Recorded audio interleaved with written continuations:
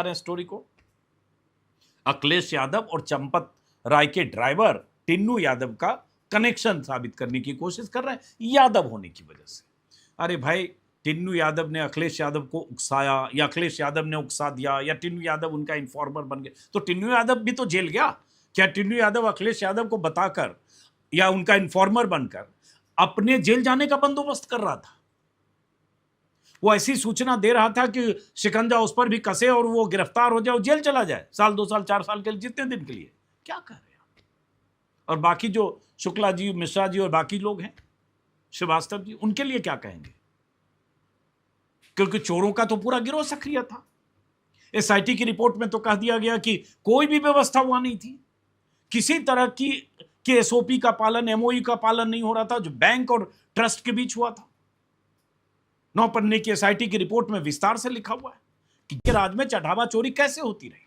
संघ, BJP, VHP और बजरंग दल जैसे लोगों ने, बजरंग दल के लोगों ने 10 साल तक, 20 साल तक देश भर से राम मंदिर निर्माण के नाम पर चंदा लिया। फिर सुप्रीम कोर्ट के आदेश पर जब मंदिर बनने लगा तब चंदा लिया। फिर जब मंदिर बन गया तब लाखों राम भक्त हर रोज मंदिर जाकर चंदा और चढ़ावा अर्पित करते रहे। और मंदिर ट्रस्ट में काबिज इनके ही चंपत राय और अनिल मिश्रा जैसे लोगों ने पहले तो मंदिर बनने से पहले कई गुना ज्यादा कीमत पर जमीनें खरीदकर 50 करोड़ लुटाए, 100-200 जितने करोड़। 2 करोड़ की जमीन 18 करोड़ में, 20 लाख की जमीन 2.5 करोड़ में, 2.25 करोड़ की जमीन 2.25 करोड़ में, ऐसी जमीनें खरीदी गई। किसके पैसे थे वो? बपोती थी किसी की, या देश के राम भक्तों ने जो पाई पाई करके चंदा दिया था वो पैसे थे? लुटा दिया पैसे को। शाह और मोदी चुपचाप देखते रहे, सारे सबूत और दस्तावेजों से आंख फेर कर बैठे रहे।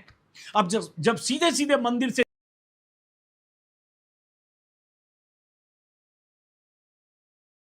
के कोई मायने नहीं, ये जो स्पेशल इन्वेस्टिगेटिव टीम का गठन हुआ इसके कोई मायने नहीं है, ये सिर्फ लीपापोती है।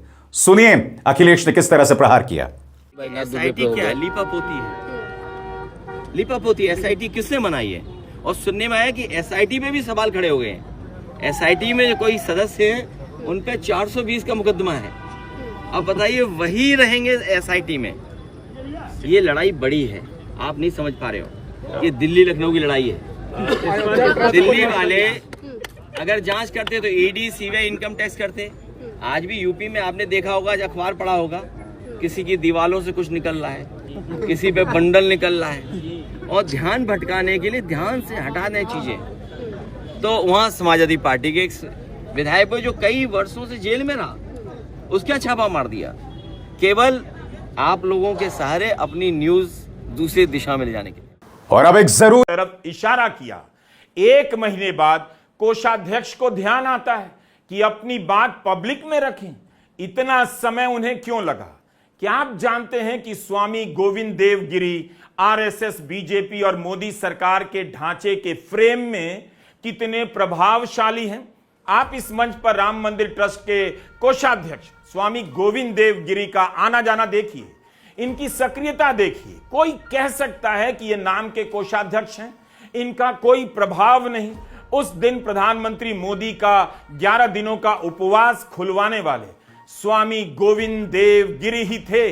इन तस्वीरों को देखकर कोई भी कहेगा स्वामी गोविंद देव गिरी अपने दायित्व से जुड़े सवालों से भाग तो नहीं रहे, या खुद भागकर इसी मंच पर मोहन भागवत के कान में बतिया रहे चंपत राय पर सारा बोझ डाल रहे हैं।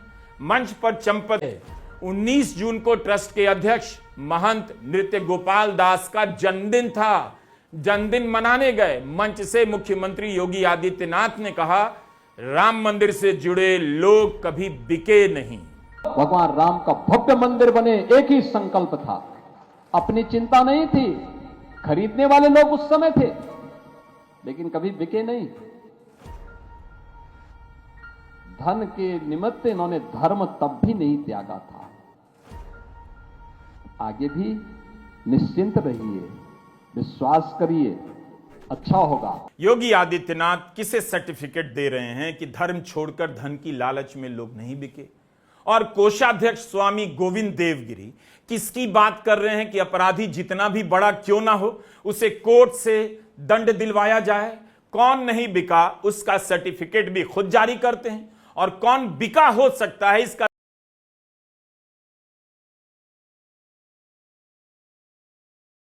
हुई है, उसमें भाजपा का कोई दोष नहीं है। दोष सिर्फ विपक्ष का है। बेवजह सनातन को बदनाम किया जा रहा है।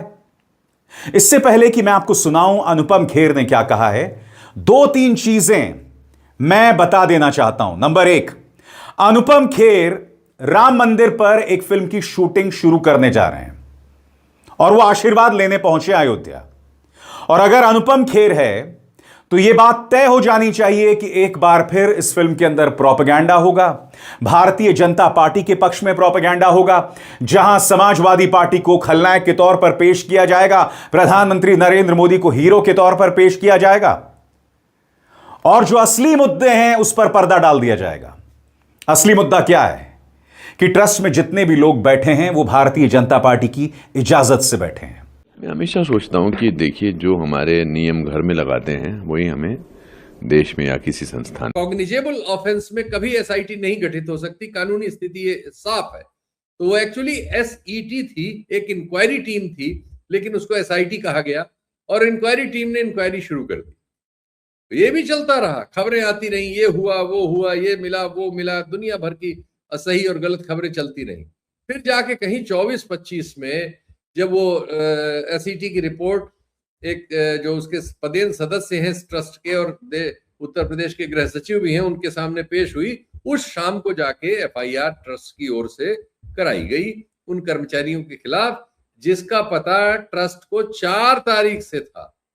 20 दिन बाद, 21 दिन बाद वो एफआईआर हुई शाम को। वो सब मंदिर में ही रखे गए थे, मंदिर में ही थे, और उसके बाद पुलिस उनको ले गई और पुलिस ने अगले दिन कोई रिमांड नहीं लिया, सीधे उनको जेल भेज दिया। कमाल की जांच हो रही थी। तो पूरी कोशिश तो हुई कि इस मामले को पब्लिक न होने पाए, क्योंकि इस मामले के आते ही फिर वो तमाम और लेके जा रहे हैं। 5 तारीख को इस पर एक कार्रवाई की गई ट्रस्ट की ओर से, पुलिस को नहीं बताया गया। पुलिस थी, हालांकि जरूरत पड़ने पर पुलिस उनके साथ गई, लेकिन पुलिस में शिकायत नहीं की गई। जाके उन कर्मचारियों के घर से करीब 80 लाख रुपए की बरामदगी की गई। उसको 80 लाख रुपए, कुछ डॉलर, कुछ और अन्य चीजें, ये जो हम 26 तारीख की फर्द में है वही सब चीजें, वो लाके मंदिर के एक लॉकर में रखी गई और इन लोगों को मंदिर ले आया गया। अभी भी पुलिस को कुछ नहीं बताया गया। 5 तारीख की शाम से 6 तारीख, चूंकि वहां 1000 से ज्यादा कर्मचारी काम करते हैं, जो कर्मचारी काम करते हैं उसमें से अधिकांश लोकल हैं। जो लोकल हैं उनके लोकल संपर्क भी हैं, अंदर की बात बाहर फोन पर होती रहती है। तो ये बात पब्लिक में अयोध्या में फैल चुकी थी। अब चूंकि मैं वहां 2 बार अभी कल भी होके आया हूं, कल मैंने बल्कि उनको इंटरव्यू किया जिन्होंने पहली बार इस खबर को। जी हाँ दोस्तों, आपका स्वागत करते हैं आपके अपने प्यारे यूट्यूब चैनल में। तो चैनल को सब्सक्राइब कर लो ताकि हर वीडियो का नोटिफिकेशन आपको मिलता रहे। तो जय हिंद दोस्तों, जय भारत। तो मैं आपको बता दूं कि एक बहुत बड़ी खबर है कि राम मंदिर का जो पैसा है, वो जो चोरी हो गया दोस्तों पैसा, उसको निकालने की बात चल रही है। ठीक है, उसको कब निकाला जाएगा, तो ये एक बहुत बड़ी बात है। बट पैसा बहुत बड़ी मात्रा में चोरी हुआ है। ठीक है, इतनी बड़ी मात्रा में बहुत ज़्यादा बताया जा रहा है कि 5000 करोड़ की आकी जा रही है चोरी। और इसमें जो नाम है ये बहुत बड़े बड़ों के नाम है। खुद ब्रजभूषण ने बोला है कि वो है उन लोगों के नाम नहीं बता सकता, वो बड़े लोग हैं, उनको खतरा हो जाएगा। तो कौन है बड़े लोग कि एक सिटिंग एमएलए उनका नाम उजागर करने से कर रहा है, तो एक बहुत बड़ा ये बात है। तो अब जितने भी लोग हैं हमारे चैनल को सब्सक्राइब कर लो ताकि हर वीडियो का नोटिफिकेशन आपको मिलता रहे दोस्तों। ठीक है, ठीक है। मोदी है या शाह है, इतना पैसा आप पार्टी फंड में से दिया नहीं होगा ये विधायक खरीदने को, तो विधायक कहाँ से खरीदे जा रहे हैं। ठीक है, तो ये चंदा चोर जिस तरह से ये घटिया हरकत हो रही है, ठीक है, मंदिर का पैसा आरएसएस का गढ़ बन चुका है दोस्तों। आरएसएस का कंट्रोल मंदिर पे हो जा रहा है। ठीक है, और अब इन्होंने ये कहा है कि मंदिरों में सरकार का कोई इंटरफेरेंस नहीं होगा। मतलब अब पूरी तरह से ये आरएसएस की विचारधारा से सटे हुए अब ये हो चुका है दोस्तों, ठीक है। अब अपनी मन मर्जी के ट्रस्ट के लोग बैठा दिए हैं, ठीक है। अब ये ट्रस्ट के लोग देखते हैं क्या कुछ ये करते हैं, ठीक है। तो पैसा बहुत है दोस्तों, मंदिरों का जिस तरह पैसा चुराया जा रहा है, तो बहुत बड़ा गेम है ये।